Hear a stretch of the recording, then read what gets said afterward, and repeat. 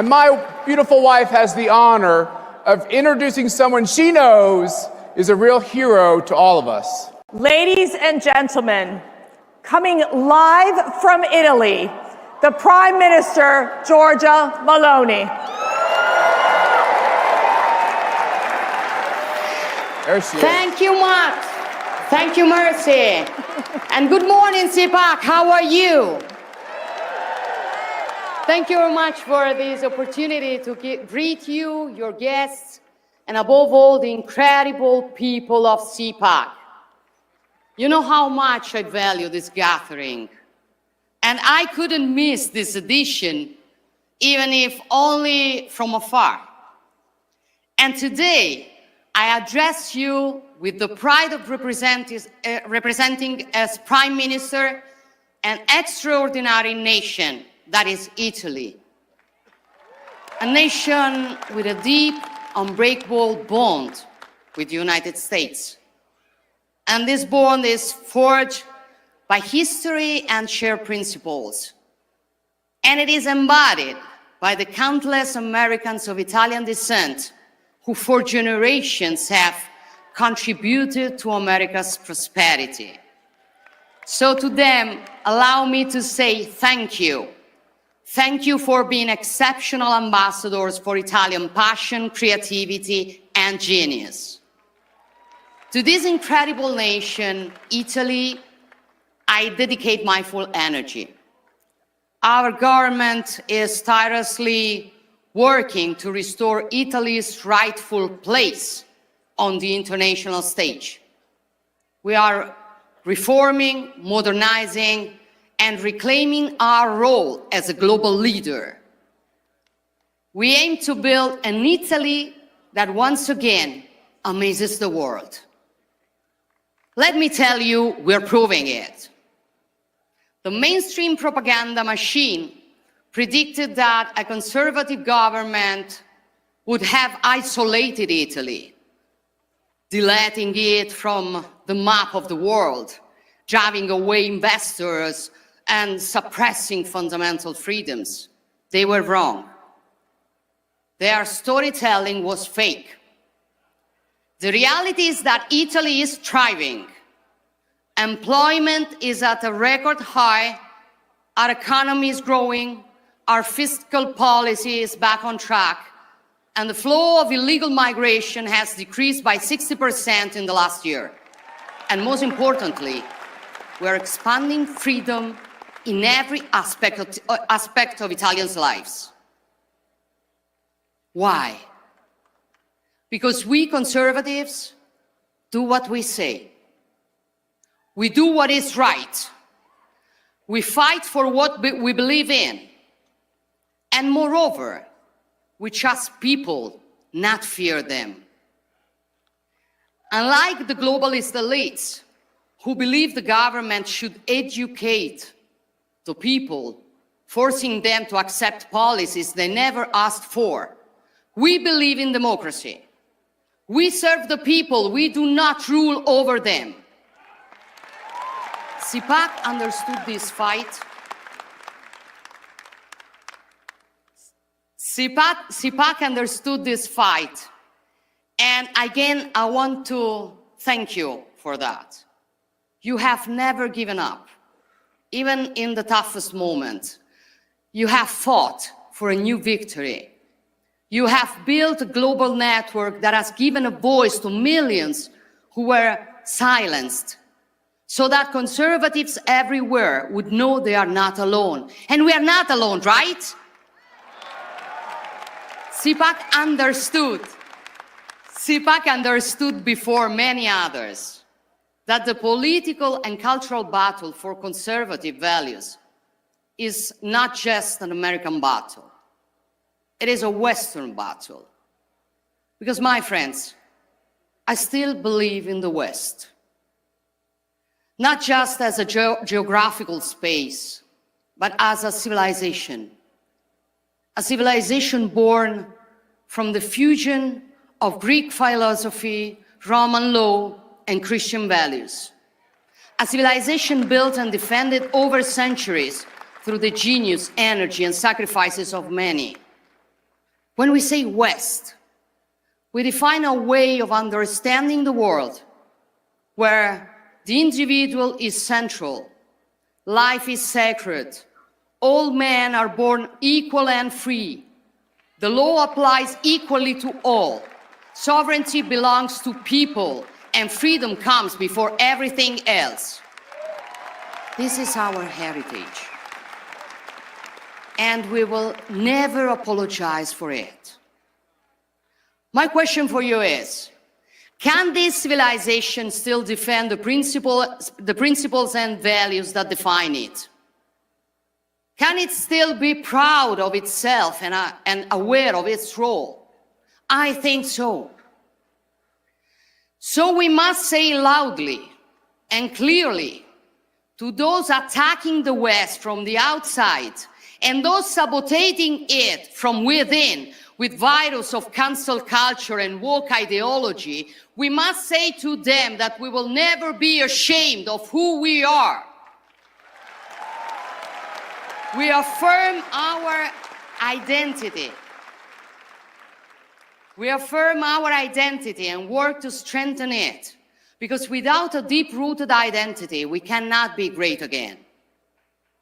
The radical left wants to erase our history, undermine our identity, divide us by nationality, by gender, by ideology, but we will not be divided, because we are strong only when we are together.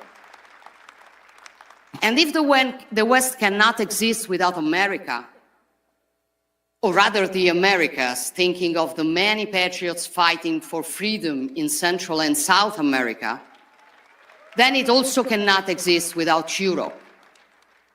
Our adversaries hope that President Trump will move away from us.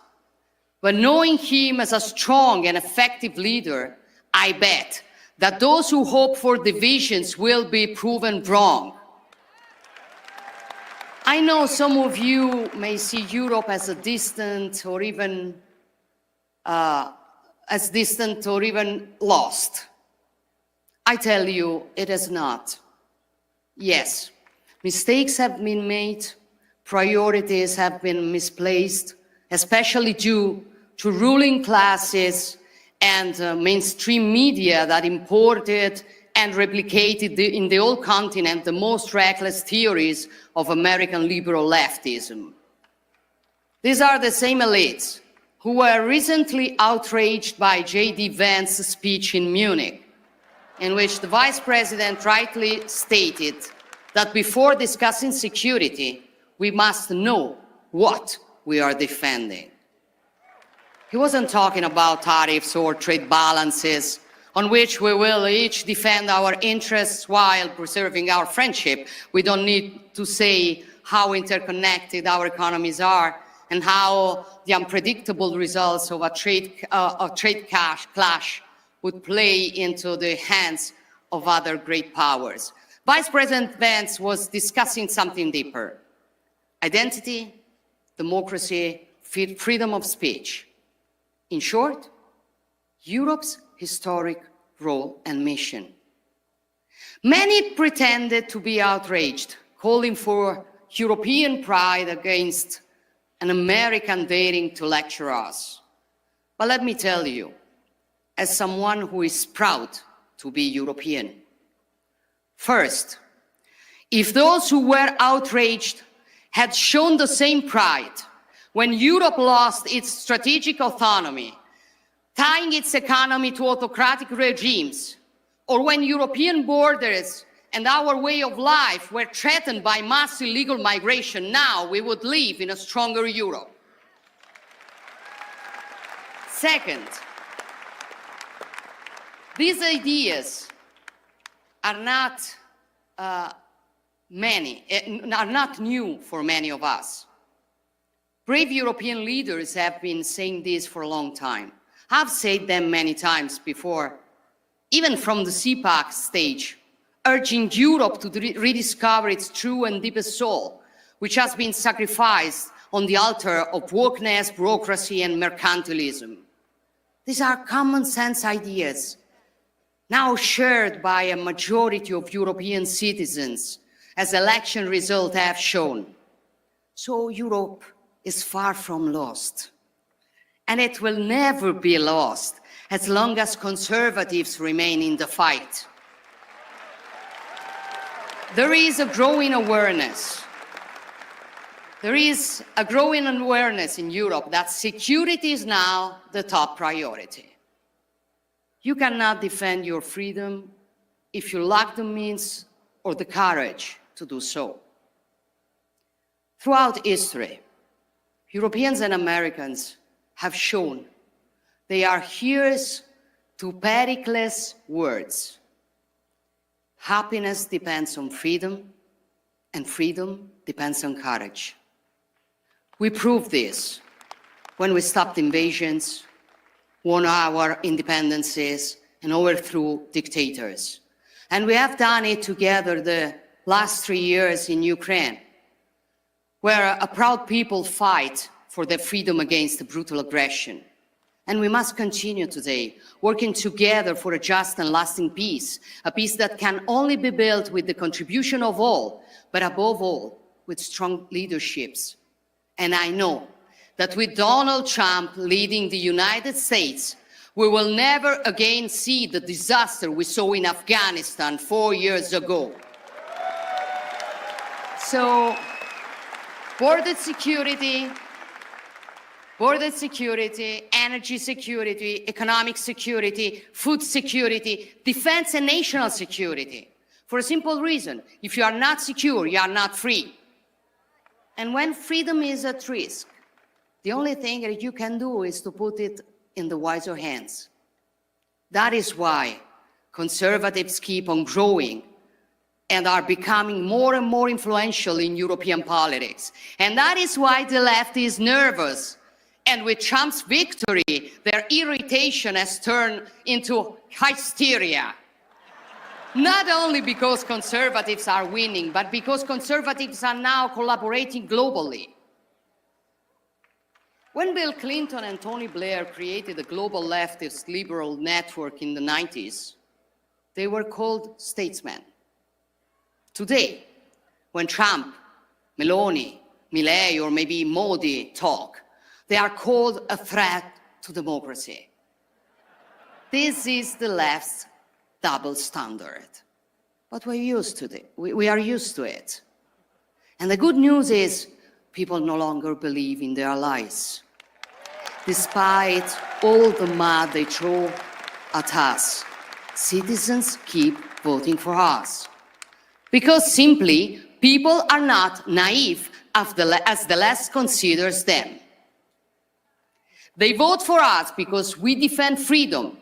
We love our nations. We want secure borders. We preserve businesses and citizens from the green leftist insanity. We defend family and life. We fight against wokeism. We protect our sacred right to our faith and our free speech. And we stand for common sense. So ultimately, our struggle is hard, but the choice is simple. Will we surrender to decline? Or will we fight to reverse it? Will we let our civilization fade? Or will we stand up and defend it? Will we leave our children a weaker world or a stronger one? Will we want the new generations to be ashamed of their roots? Or will we recover awareness and pride of who we are and teach it to them? I made my choice long ago, and I fight every day to honor it. And I know that I'm not alone in this battle, that you are all standing with me, that we are all standing together. And believe me, this makes all the difference. Thank you all. Thank you all. God bless you, and God bless the free nations of the world.